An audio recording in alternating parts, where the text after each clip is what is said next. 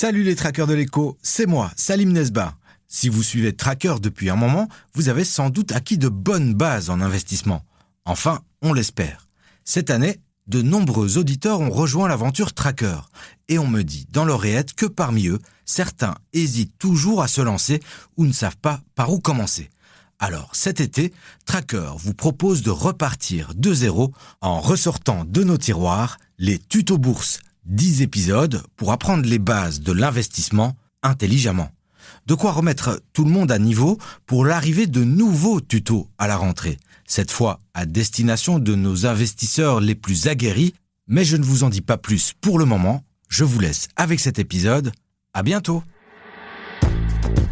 Salut, je suis Salim Nesba, journaliste spécialisé dans les marchés financiers pour l'Écho. Et je vous souhaite la bienvenue sur notre podcast Tuto Bourse. En 10 épisodes courts, ce podcast vous aide à investir intelligemment. Dans le premier épisode, on vous avait expliqué ce que voulait dire investir en bourse, c'est-à-dire faire fructifier son argent à long terme en achetant des actifs pour un risque qui vous semble acceptable. À présent, nous allons voir dans quoi vous pouvez investir. Les actions, quand on parle de bourse, sont le premier produit auquel on pense, mais il en existe beaucoup d'autres. Je vous propose de faire un petit tour de tout ce qu'on peut acheter en bourse, les actions donc, mais aussi les obligations, les fonds et les trackers. Les actions. Lorsque vous achetez l'action d'une société cotée en bourse, vous devenez, du moins pour une petite partie, copropriétaire de cette société. Vous êtes ce qu'on appelle un actionnaire. Ce qui est bien quand on est actionnaire, et si l'entreprise que vous avez choisie se porte bien, c'est que vous avez droit à une part des bénéfices. C'est ce qu'on appelle les dividendes. Ce n'est pas une obligation, mais les entreprises rentables décident souvent de verser à leurs actionnaires une petite somme d'argent, le plus souvent annuellement, mais parfois de manière trimestrielle, et même si le prix de l'action n'augmente pas, vous obtenez alors un retour sur votre investissement. Mais le prix de votre action peut aussi augmenter. Et si ce prix augmente, vous pouvez vendre l'action et réaliser ce qu'on appelle une plus-value. Vous obtenez donc plus d'argent que ce que vous en avez investi et réalisez ainsi un bénéfice. Mais être actionnaire, ce n'est pas la fête tous les jours. Il y a aussi des côtés moins agréables et plus risqués. Le prix de votre action peut par exemple baisser si l'entreprise se porte moins bien. Et peut-être que l'entreprise ne fait pas de bénéfices et donc elle ne versera pas de dividendes.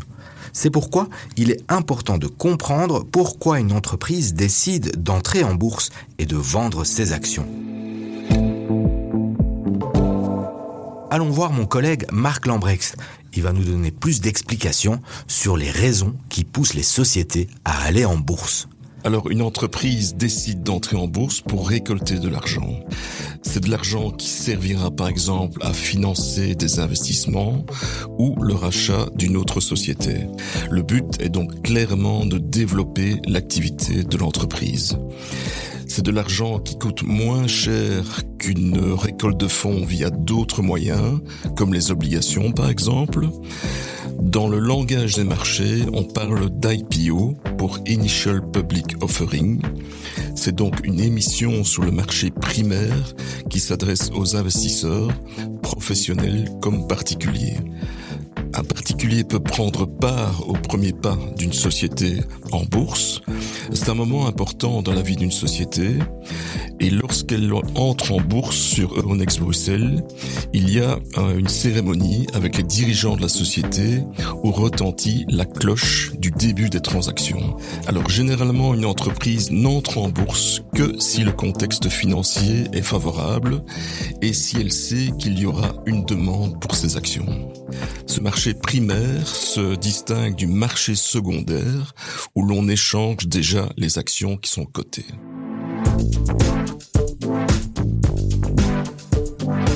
Les obligations. Les obligations peuvent être comparées à un prêt que vous contractez auprès de la banque, par exemple pour acheter une maison. Sauf que dans ce cas-ci, la banque, c'est vous. Vous êtes la personne qui prête de l'argent à ceux qui émettent des obligations, soit les entreprises ou les gouvernements. Dans ce cas, ils promettent de vous rembourser une certaine somme d'argent à une date donnée. C'est l'échéance ou la maturité de l'obligation. Et donc, ils vont vous payer des intérêts entre-temps. Nous appelons cela le coupon. Lorsque l'obligation arrive à échéance, vous récupérez le montant prêté.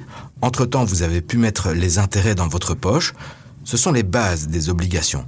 Le taux d'intérêt est connu à l'avance par l'investisseur, tout comme la durée du prêt et la date de versement des intérêts.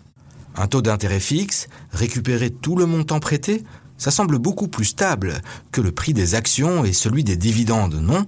C'est pourquoi de nombreuses personnes considèrent les obligations comme un investissement moins risqué que les actions. Mais attendez une minute. Vous vous souvenez du dernier épisode ? Je vous avais expliqué les bases de l'investissement. Vous achetez un actif, vous en tirez un rendement, mais il y a un risque associé à cela. Je vais maintenant ajouter un autre point. Plus le risque est faible, plus le rendement est bas. Prenez les obligations d'État allemandes, par exemple. Le risque que l'Allemagne ne vous rembourse pas est très faible. C'est pourquoi l'Allemagne ne paye généralement qu'un très petit coupon. Lorsqu'une jeune entreprise qui doit encore faire ses preuves émet des obligations, elle devra payer un coupon beaucoup plus élevé pour attirer les investisseurs, car la probabilité que cette jeune entreprise ne puisse pas vous rembourser est bien sûr plus grande que le même cas de figure avec l'Allemagne. Vous risquez alors de perdre une bonne partie de votre argent, mais c'est exactement le genre de risque associé à un rendement plus élevé.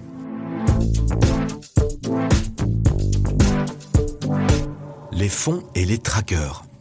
Jusqu'à présent, nous avons parlé des actions et des obligations individuelles. Ce sont des produits que vous pouvez choisir et acheter tout seul. On vous expliquera en détail comment le faire dans l'épisode 5. De nombreuses personnes choisissent également d'investir leur argent dans un fonds d'investissement ou un tracker. Un fonds d'investissement, c'est un organisme qui investit votre argent pour vous dans un panier de produits financiers composé d'actions et ou d'obligations. Le fonds peut avoir une thématique particulière, comme n'investir que dans les produits durables ou se focaliser sur les moyennes capitalisations du continent asiatique. Une équipe de gestionnaires de fonds décide dans quoi le fonds va investir et vous facture des frais pour cela. Certains fonds sont liés à des banques, d'autres fonds ne font que commercialiser des fonds. Pour le tracker, qu'on appelle aussi ETF, la logique est pratiquement la même. Votre argent est investi dans un panier, mais ce panier réplique fidèlement la performance d'un indice boursier. Ah oui, pour mieux comprendre les trackers, il faut que je vous parle des indices boursiers. Le Dow Jones, le CAC 40, le Nasdaq, le Stock 600. À Bruxelles, l'indice le plus connu, c'est le BEL 20. Il regroupe les 20 plus grandes sociétés belges cotées en bourse. On y trouve la banque KBC, le numéro 1 mondial de la bière AB InBev ou encore les supermarchés Colruyt. Les entreprises ne restent pas à vie dans un indice. Elles entrent et elles sortent en fonction d'un certain nombre de critères. Et une même entreprise peut aussi se trouver dans plusieurs indices boursiers différents. En fait, il existe des milliers d'indices. Tous ont un périmètre d'action particulier. Il existe des indices qui suivent la quasi-totalité des actions dans le monde entier ou dans une zone géographique. Il y a aussi des indices qui se concentrent sur les entreprises actives dans un certain secteur, comme les assurances ou les matières premières. Maintenant, revenons à notre tracker. Comme il réplique la performance d'un indice boursier, la valeur de votre tracker augmente ou diminue au même rythme que l'indice en question. En comparaison au fonds, le nombre de personnes impliquées dans la mise en vente d'un tracker est très petit. Les trackers sont ainsi beaucoup moins chers que les fonds d'investissement. Vous en saurez plus à ce sujet dans notre épisode consacré au coût. Vous connaissez maintenant la différence entre une action et une obligation. Vous savez même ce que sont un dividende ou un coupon.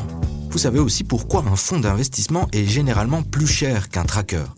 En fait, vous en savez déjà beaucoup. Je pense même que vous êtes prêts pour l'étape suivante. Dans le prochain podcast Tuto Bourse de l'Écho, nous laissons la théorie de côté pour passer à la pratique avec la question suivante: de quoi ai-je besoin pour commencer à investir ? Les 10 épisodes de cette série Tuto Bourse sont là pour enrichir vos connaissances boursières et survoler les bases pour investir intelligemment. Nous espérons que cet épisode vous a plu. N'hésitez pas à écouter les autres tutos bourse réalisés par l'Écho. Et si l'investissement vous intéresse, allez jeter une oreille à Tracker, notre podcast qui donne chaque semaine la parole aux nouveaux investisseurs. À bientôt!